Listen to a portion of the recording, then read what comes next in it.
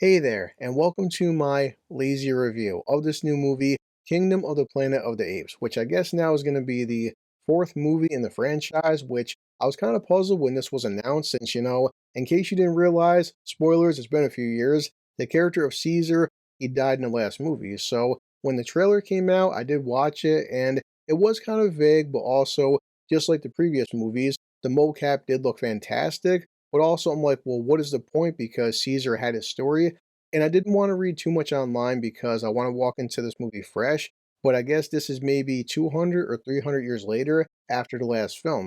I don't know, but hey, you know what? I'm always going to say it because I have my good old Regal app. Regal is doing tonight on Wednesday a special early access fan screening. I'm going to check it out. Unfortunately, when I get back, I just have to record, then head to work because I'm always freaking working. So But I am a very busy man. per usual, I'll give my honest opinion. I will try to edit this as fast as possible. It is what it is, guys. I do have a part-time job. Actually, no, this is my part-time hobby and my full-time. I'm all over the place, you know? This is when you're working 60 hours a week. I need a vacation. As I always do, guys, let me just head out, grab some popcorn and a soda, and before I get back, I want you to enjoy my intro.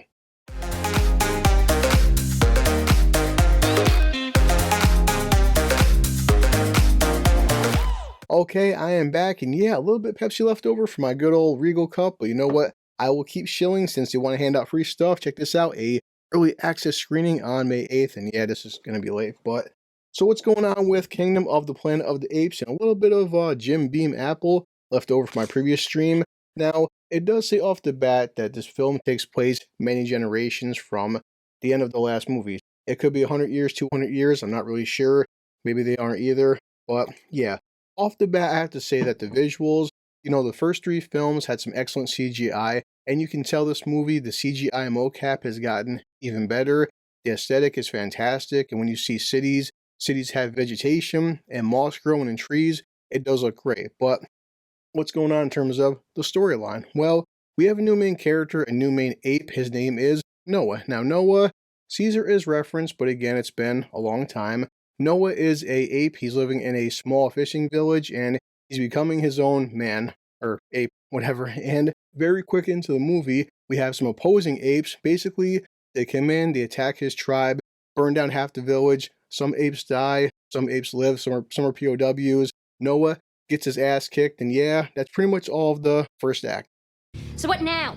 Going into Act 2, I wouldn't say it's so much a revenge tale, but more like Noah is trying to get what's remaining of his people and his village back. Very quickly, he meets an ape, an orangutan, of the name Raka. Raka, hands down, is my favorite part of the movie. He's the comic relief, but also he's explaining to Noah because Noah is like, why did these other apes attack me for in my village? Also, they're saying Caesar, they're mentioning the name of Caesar.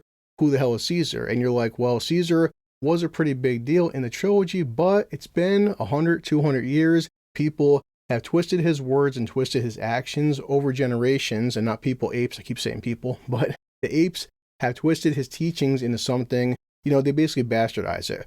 Raka is a historian, and he's explaining to Noah who Caesar was and what he was all about. He's just talking about the entire plot of the first trilogy. Also, there's a human following them around. Her name is May. It's, Siri from the Witcher TV show, if you care about that. And they have to catch up to these apes and find out what's going on. Introducing our bad guy, his name is Maximus Caesar. And easily I can tell it's Kevin Durant. If you don't know who Kevin Durant is, the guy is just awesome. He's been everywhere. His mannerisms, his facial expressions, it's so on point. But yeah, if you didn't know, he's the one ape that's in the trailer. What a wonderful day! Essentially, he just wants to get more power, and it's just his warring kingdom against Noah. The whole second and third act is just Noah versus Proximus, and that's pretty much it, guys. I'm sorry. It doesn't have a real, complex plot. It's kind of thin, and I'll get into that with my lazy questions. So, number one, did I like the film? How to feel about it? It's another one of those films where I did like it, but I found myself not loving it. Mainly because, again, Andy Serkis, but the entire trilogy, set the bar pretty damn high. Now, this film lacks direction. Also, the plot does feel pretty thin. I mean, the film is 2.5 hours long, and I really feel like they could have shaved down easily almost a half hour, because this is part 4 in the franchise. If you look at Rise is Obviously, Caesar getting experimented on, he's getting smarter. Also, the simian flu is being created, but it's the rise of the apes. Then we have Dawn, which is the dawn of the apes, and they're just trying to coexist with humans. Then, of course, we have war. The question that is asked in the first three movies is even asked again in here, because they still ask the question, well, can humans and apes still coexist? And I'm like, listen, it's been 100, 200 years since the last movie. Why are you still asking this question when they've already answered that in the original trilogy? So it's like, holy shit. Stop asking. Noah is not a bad character, and I do feel like everybody gave their best, but it's like the material is just not that strong, and some of these characters just don't have much to do. And yeah, there are a couple humans in the film, they don't do much. William Macy's in a movie for like, I don't know, 15, 20 minutes, and it sucks because nobody goes into a Transformers film and watches it for the humans. If you look at the original trilogy, check out Will, James Franco, John Lithgow, Brian Cox. Part 2 had Gary Oldman. Even Woody Harrelson was fantastic in War. The humans here, they're just like, take it or leave it. Honestly, I have more fun watching the apes. And the earth is ruled by damn dirty apes! I think because the trilogy set such a high bar, I wanted to like this more than I did. I just didn't love it, but that gets me into question number 2. Would I recommend that you see Planet of the Apes Part 4, whatever, Kingdom? I still would recommend it, but again, go in with the expectation where I don't think that this is good as the first 3 films. The main reason I'll recommend it is that, yes, you can't see a film just for visuals, but I will hand it to them, give them credit, because unlike Disney and Marvel, the film looks fantastic. I mean, the mocap is amazing. Sometimes when these characters, they're on horseback and they're talking, it looks like a real life, ape talking. It's amazing. Amazing. It's amazing. It's good looking. But it's a kind of a hesitant recommendation. I still like the Apes franchise, but this one so far I think is the weakest in the franchise. But we'll get into question number 3.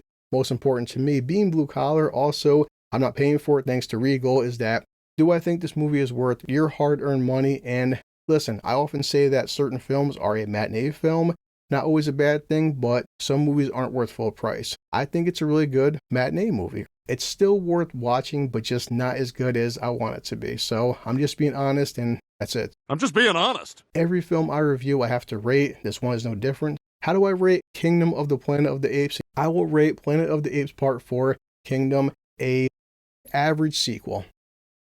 I expected more.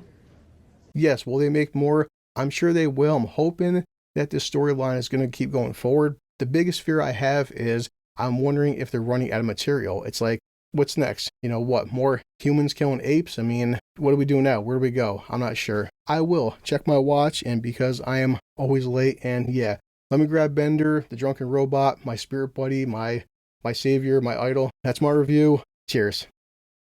This calls for a drink. Boy, this stuff is really good. Also, everybody needs one of these. It's called a catchphrase. Have a good day or a good weekend whenever you see this. And yeah, me, as always, I'm heading back to work.